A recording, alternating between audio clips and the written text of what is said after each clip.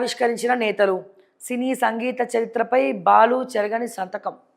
రవీంద్ర భారతిలో ఎస్పి బాలసుబ్రహ్మణ్యం విగ్రహావిష్కరణలో మంత్రి శ్రీధరబాబు. అభిమానుల ప్రేమకు ఆయన విగ్రహం నిత్య చిహ్నం. వెంకయ్య నాయుడు ఇక ఉర్లిండ్రు, బాలు విగ్రహం పెట్టద్దు, మేము ధర్నాలు చేస్తాం, మేము రాస్తారోకలు చేస్తాం, బాలు విగ్రహాన్ని అడ్డుకుంటాం అని చెప్పి. మరి ఇప్పుడు ఓపెనింగ్ అయిపోయిందిగా, మరి ఇప్పుడు ఎందుకు మాట్లాడతలేరు అంతా అడిగిన వాళ్ళంతా? అంటే ముఖ్యమంత్రి లెక్క కూడా చేస్తలేరు మిమ్మల్ని.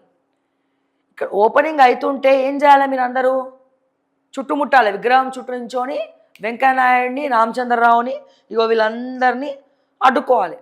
ఎందుకు పెడుతున్నారు విగ్రహం అని చెప్పి రాళ్ళు విగ్రహాన్ని పగలగొట్టాలి. మరి ఎందుకు ధైర్యం చేయలే? విగ్రహం దగ్గరకు పోయి పగలగొట్టే ధైర్యం ఎందుకు చేయలేదు? ఇన్ని రోజులు మీడియాకు ఒక మంచి వార్త అయింది, బాలు విగ్రహం పెట్టాలో వద్దయిన తెలంగాణ కానీ కాదు ఎస్పి బాలు. వాస్తవానికి కాదు, తెలంగాణ కాదు, తెలంగాణ పాట పాడలే. అంటే తెలంగాణలో ఎస్పి బాలసుబ్రహ్మణ్యం గారు పాడినటువంటి ఏ పాటలు కూడా తెలంగాణలో వినద్దు ఇప్పటి నుంచి. Point number 1, first rule. Rule number 2 ఏంటి? ఇప్పటి వరకు తెలంగాణ గీతాన్ని పాడడానికి ఎస్పి బాలసుబ్రహ్మణ్యం గారు ఇష్టపడలేదు. ఇది వాస్తవం. ఒక ఇంటర్వ్యూలో ఆయన చెప్పింది వైరల్ అయింది. ఓకే, మరి ఇన్ని రోజులు మొత్తుకున్న వాళ్ళు రావాలి కదా. ఎంత మొత్తుకుంటే ఏం లాభం? ఆడ విగ్రహ ఆవిష్కరణ జరిగిపోయింది, అడ్డుకోవాలి కదా వచ్చి. ఎందుకు అడ్డుకోలేకపోయినారు? ఆ విగ్రహాన్ని పగలగొట్టాలి కదా, ఎందుకు పగలగొట్టలే? వెంకయ్య నాయుడిని ఎందుకు అడ్డుకోలే? రామచంద్రరావుని ఎందుకు అడ్డుకోలే?